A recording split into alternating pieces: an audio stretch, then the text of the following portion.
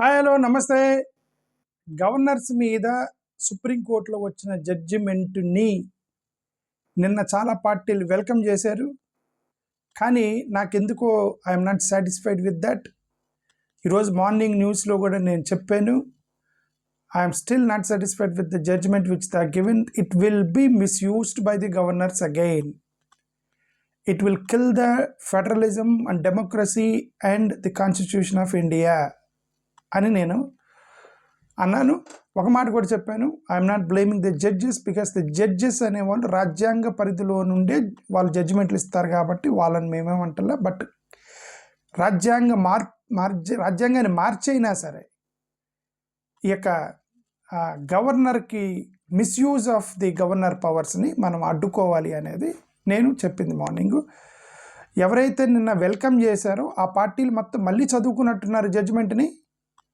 Now all these parties, I think they're giving a statement in my line. అంటే నా line అంటే నేను అనుమానం వ్యక్తపరిచాను, వాళ్ళు కూడా ఈరోజు అనుమానం వ్యక్తపరుస్తూ కొన్ని ట్వీట్లు చేశారు. ఎంకే స్టాలిన్ గారు, పినరాయి విజయన్ గారు, కేరళ ముఖ్యమంత్రి వీళ్ళందరూ ట్వీట్ చేశారు. వాళ్ళు ఎవరేమన్నారు చూద్దాం ఇప్పుడు. ఓకే, ఫస్ట్ ఆఫ్ ఆల్ నిన్న డిఎంకే వాళ్ళు వీఆర్ వెల్కమింగ్ ది జడ్జిమెంట్ అన్నారు. బట్ ఈరోజు ది చీఫ్ ఎంకే స్టాలిన్ అతను ఒక జడ్జిమెంట్ ఇచ్చాడు. అతను ఒక స్టేట్మెంట్ ఇచ్చాడు. అతనే స్టేట్మెంట్ ఇచ్చాడు, చూడండి చదువుతున్నాను. Our fight for state rights and true federalism will continue. అంటే he is not satisfied. He said my fight or our fight for state rights and true federalism will continue. I will continue to fight అంటే అర్థం is not satisfied with the judgment. No rest until amending the constitution to fix timeline for governors to clear bills. ఈ బిల్లుల్ని clear చేయడానికి ఒక specific time పెట్టేంత వరకు మేము రాజ్యాంగ amendment కోసం కొట్లాడతాము అనేది స్టాలిన్ చేసింది. సుప్రీంకోర్ట్స్ ఒపీనియన్ ఏం చెప్పింది? Will have no impact on the April 8, 2025 judgment. It affirms that the elected government should be in the driver's seat.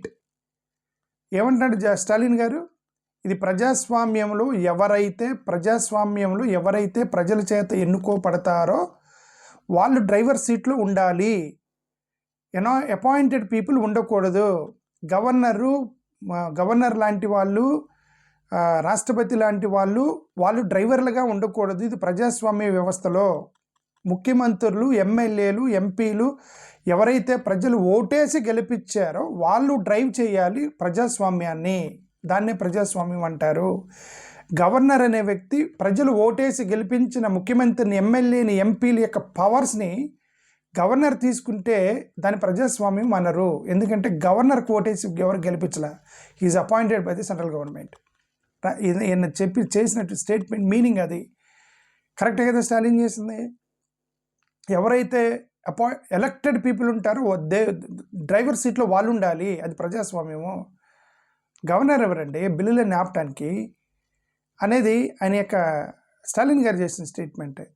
The governor cannot indefinitely delay acting and bills. States can approach constitutional courts and hold governors accountable provided there is constitutional facility. And అదే కదా court చెప్పింది, ఇది తప్పు. Court judgement ఇచ్చింది. వాళ్ళు రాజ్యాంగాన్ని బట్టి పోతారు కోర్టులు.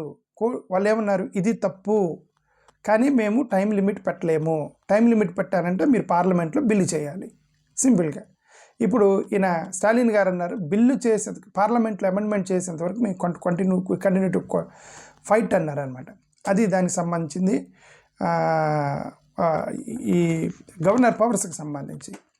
పినరాయి విజయన్ గారు, కేరళ సీఎం, ఆయన డైరెక్ట్గా స్టేట్మెంట్ ఇవ్వకపోయినప్పటికీ కూడా Kerala law minister P Rajeev ఆయన ఏమన్నాడంటే,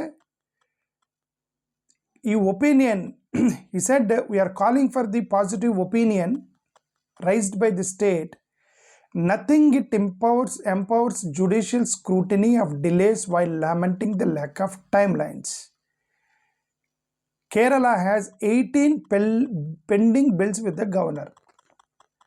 అర్థమవుతుందా? తమిళనాడుకి 30 బిల్స్ మీరు ఎన్నో తెలియదు ఉంటే కేరళ పంపించిన బిల్స్ 18 గవర్నర్ హోల్డ్లో పెట్టాడట. ఎవరండి వీళ్ళు? గవర్నర్లు ఎవరు? బిల్స్ ప్రజాస్వామ్యంలో ప్రజలు ఓటేసి ముఖ్యమంత్రులు చేసినప్పుడు ముఖ్యమంత్రులు తీసుకునే నిర్ణయాన్ని ఆపడానికి గవర్నర్లు ఎవరు? అంటిల్ అండ్ అన్లెస్ ఇది ఎమర్జెన్సీలో లేదంటే దేశద్రోహానికి మరి దేశం తల్లకిలిందులు అయ్యేటువంటి బిల్లులు అయితే రాష్ట్రపతి గవర్నర్ కలిసి ఆపొచ్చు. కానీ ప్రజాస్వామ్య కూని అండి ఇది, 100% ప్రజాస్వామ్య కూని ఇది. ఓకే, అది చెప్పి పినరాయి విజయన్ గారు చెప్పింది, అది స్టాలిన్ గారు చెప్పింది. అది డ్రైవర్ సీట్లో ఎలక్టెడ్ పీపుల్ ఉండాలి, గవర్నర్లు కాదు. Okay, next Rahul Gandhi direct statement ఇవ్వలేదు, కానీ కాంగ్రెస్కి సంబంధించిన spokesperson Abhishek Singhvi TV డిబేట్లో కూర్చొని ఏమన్నాడు, it is balanced judgement but insufficient judgement అని చెప్పాడు అతను. Abhishek Singhvi is also an advocate. అతను ఏమన్నాడు, జడ్జ్మెంట్ ఈజ్ బ్యాలెన్స్డ్. నేను మార్నింగ్ నేను అదే చెప్పింది. అదే అసలు ఏం జడ్జ్మెంట్ ఇచ్చారు వీళ్ళు? వాళ్ళు సింపుల్గా వాళ్ళు ఏం జడ్జ్మెంట్ ఇచ్చారు, గవర్నర్ బిల్స్ ఆపడం తప్పు, కానీ వాళ్ళకి టైంలో ఏం పెట్టలేము, వాళ్ళని కంట్రోల్ చేసే పవర్ మాకు లేదు, కానీ డిలే అయితే మా దగ్గరికి రండి. ఈ 4 స్టేట్మెంట్లు సో ఫన్. ఓకే, ఈ 4 స్టేట్మెంట్లు కాంట్రడిక్టరీ వన్ అనదర్. ఇప్పుడు అది అభిషేక్ మను సింఘ్వి చెప్పింది, అంటే ఇట్స్ అ బ్యాలెన్స్డ్ జడ్జ్మెంట్ ఇచ్చారు, but it is not sufficient to save the federalism, undermines federalism by empowering unelected governors. ఇతను కూడా అదే అన్నాడు. ఎవరు? What is A